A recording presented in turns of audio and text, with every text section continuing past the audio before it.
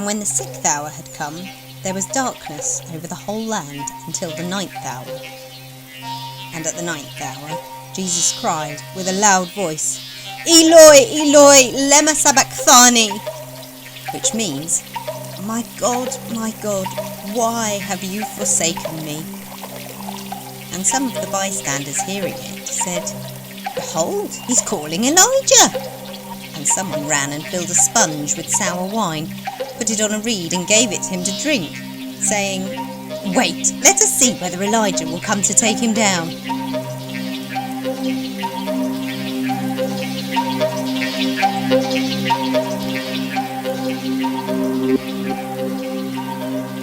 I'm from North Africa originally. Both my father and grandfather were officers. I was expected to join the army, and I've been an officer for 15 years. I'm part of an auxiliary detachment. We answer directly to Herod. Our job is to police Palestine. Passover is the hardest time of the year. The Jews are passionate about their religion. I don't pretend to understand politics. I'm a soldier. Politics is for politicians. But I've always tried to respect the religion of the Jews. When I was stationed in Capernaum, I helped to build the synagogue. Hearts and minds, that's what it's all about. There's a lot of sense in what the Jews say, a lot of sense in their religion. I've always tried to treat them fairly, always tried to instil that in my men. It's not easy. Soldiers get fired up. If they get provoked, they react. People do things they don't mean to do. I give my men hell if they overstep the mark, but Palestine is a tinderbox and people's nerves get frayed. Policing an empire is not an easy job. It's a burden. People don't see the human being in the uniform when they're shouting and throwing stones.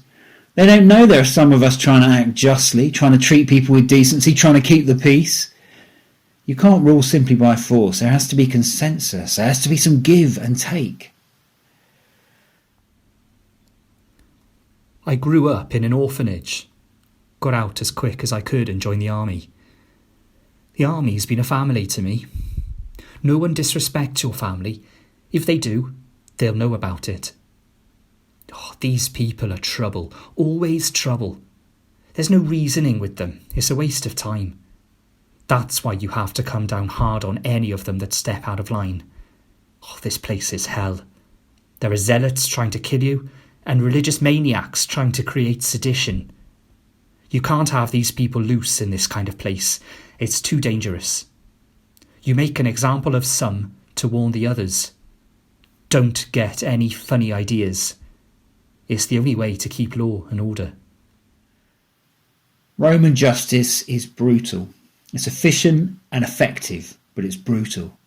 Holding on to an empire demands things of those in charge. Sometimes you act because the subjugated demand it, even though they don't realise. And you know that if you didn't act, there would be revolution.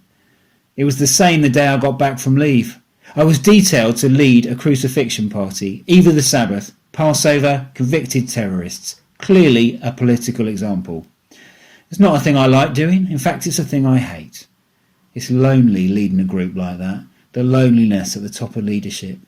And like a lot of the soldiers, I'd had quite a lot of wine to steady the nerves before we set off for Golgotha. Crucifixion is not simply a way of killing people.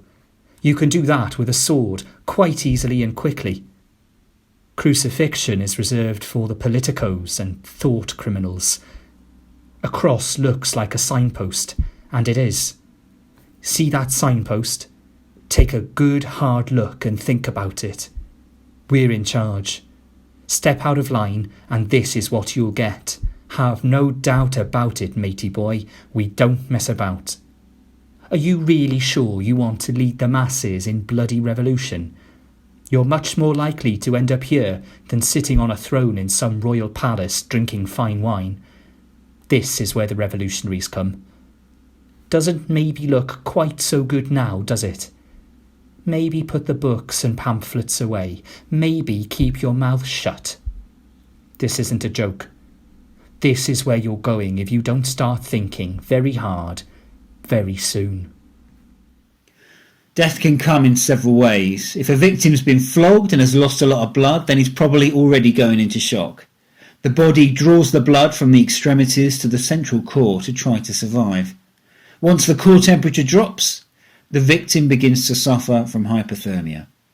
But the soldiers know how to avoid this, when to stop the beating. They don't want the criminal to die too soon. The idea of crucifixion is that death is lingering. A man on a cross will begin to asphyxiate.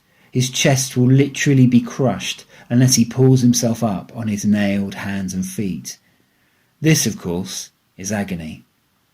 Hanging naked on a cross in the heat of Palestine causes the skin to burn and thirst to become constant. Most victims are driven mad through dehydration. Sometimes we'll allow friends to bring wine or other painkillers and feed them on a sponge to the victim. But really, this is prolonging the agony. The boiling heat of the day gives way to the freezing cold of the night. There's no protection from the elements. The low crosses are even worse. On a low cross you can be attacked by wild dogs. Humiliation's a factor you wouldn't think would matter. You'd think it would be far too late by then for the victim to care. But they do care. The indignity, the failure, the hopelessness, as your former followers turn against you. Insults, stones, mud and other filth hurled at you. I've seen it. I'd say that some victims almost die of a broken heart. Most of them die in screaming madness and the hell of thirst, crying and swearing and cursing God. Crucifixion is a deterrent, but it doesn't seem to work. There always seem to be more candidates, always more crucifixions. It's a clear message. You can stand up and be counted for your cause, but Rome will have the last word. It's a plain word. Take note. Look carefully. We know what we're doing. We're the power. There is no escape. Rome will go on forever. That day there were 3 of them headed for Golgotha. I didn't come on duty till the morning. It wasn't my usual unit. I didn't know most of the soldiers, but I could see they were a rough, hard-bitten lot. No surprise among the ranks. It's a tough life.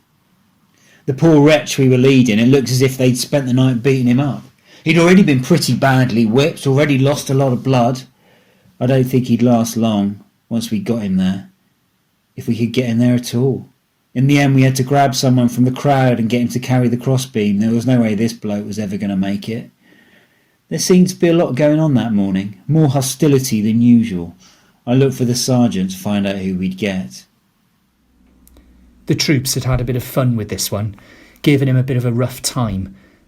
You've got to expect that. This is soldiers we're talking about, letting off steam. Giving the prisoner the grief they'd had to endure every time they'd had to restrain themselves from the insults and stones thrown at them, from the times they'd tried to police these people, tried to keep the peace. The centurion asked me who he was, why there was this reaction to him. The King of the Jews, they call this one, sir, though he didn't look much like a king then, even though they'd made him a crown of thorns. They say he's a miracle worker and a prophet. I looked at him then, and through all that blood and sweat and grime, I realised with a jolt that I knew him. 2 years earlier I'd been stationed in Capernaum. My Batman had been ill. The doctors could do nothing for him. I'd heard about Jesus, the Jewish prophet, and I'd asked for him. He'd been willing to come into my house, willing to defile himself in the home of a Gentile just to heal my servant. But I knew he didn't need to. He could heal wherever he was. Just give the order, I said. He was like me, a soldier under command. I looked again at this poor beaten man. I couldn't believe it was him. What could I do? I had no superior to ask. I was the superior. I couldn't act against Roman law, all my men, all the crowd baying for blood all around me. It's like I say, you're not in control. Suddenly you realise that they are. You have to act because they demand it. They are participating in their own oppression and you have no choice. We took him to Golgotha and the soldiers automatically went into action, nailing him to the cross, hauling up the crossbeam, dividing any possessions among themselves. I couldn't look at him, couldn't catch his eye. The horror of what I was doing, of what I was directly responsible for, was burning into my brain. I was powerless to do anything, powerless to stop it. How had it come to this? I've seen a lot of crucifixions, more than I'd like to remember. There are no heroes. Not much courage against a leather whip. Not much courage when a metal spike is driven through your wrist your body weight put upon it. They end up a blood-soaked, blubbing mess. He was in a bad way. He'd bled. He'd cried. But somehow this was different. There was a dignity about him, even after all we'd done to him, all the abuse and violence. He'd only said a few words, and he'd refused the painkillers they offered to him. He was crushed and broken, but there was something about him that rose above it all. I've never seen anything like it. But in an unguarded moment I caught his eye. I expected him to hate me for what I was, for what I'd done.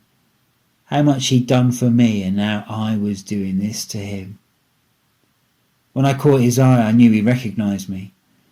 And I still can't believe what then happened. The only thing in the face of this broken, wretched man as he looked at me was forgiveness. He was forgiving me for all this, for everything. I've never seen anything like it.